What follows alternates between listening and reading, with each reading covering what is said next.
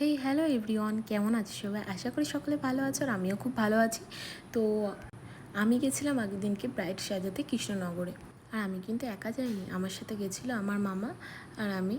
আর দুজন মিলে প্রথমে চলে গেছিলাম কল্যাণী স্টেশনে। তো স্টেশন থেকে ট্রেনে উঠে পড়ার পর একদম জায়গা পাইনি, এত ভিড় ছিল। আর দুজনে দাঁড়িয়ে দাঁড়িয়ে তারপর কৃষ্ণনগর স্টেশনে আমরা নেমে পড়লাম। ওখান থেকে যাব হলো আমরা দুর্গাপুরে। তারপর বসে পড়েছিলাম আমরা টোটোতে। তো তারপর আমরা লোকেশনে গিয়ে ওয়েট করছিলাম। আর আর আমি কিন্তু আমার বান্ধবীর বাড়িতেই সাজাতে গেছিলাম। ও আমার সাথে মেকআপ ক্লাস করতো, পারমিতা দি। তো ওর বাড়িই সাজাতে গেছিলাম, ও আমাদের নিতে এলো। আর দেখতেই পারছো রাস্তার অবস্থা কেমন, মানে বৃষ্টির জন্য কষ্ট করে গিয়েছি আমরা। আর গিয়ে দেখা হয়ে গেছে আমাদের পাকা বুড়ি পারমিতাদির মেয়ের সাথে। তো আজকে বিয়ে ছিল পারমিতাদির ননদ পূজাদির।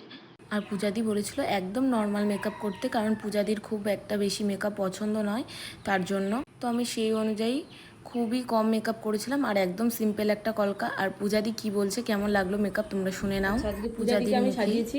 বলো পূজাদি, আমার কাছে সেজে কেমন লেগেছে? ভীষণ ভালো লেগেছে। আমি আগে কখনো সাজিনি, ফার্স্ট টাইম। আমার ভীষণ পছন্দ হয়েছে, সত্যি খুব ভালো হয়েছে। ঠিক আছে। আর আমি একটু খাওয়া দাওয়ার পরে বেরিয়ে পড়েছিলাম ওখান থেকে। আর পূজাদির লুকটা তোমাদের কেমন লাগলো অবশ্যই জানিও।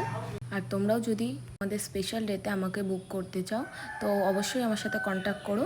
আর তারপরে আমরা চলে যাচ্ছিলাম বাড়িতে। আর আজকের ভিডিওটা কেমন লাগলো অবশ্যই জানিও। আর ফলো করে নিও আমার চ্যানেলটা। টাটা।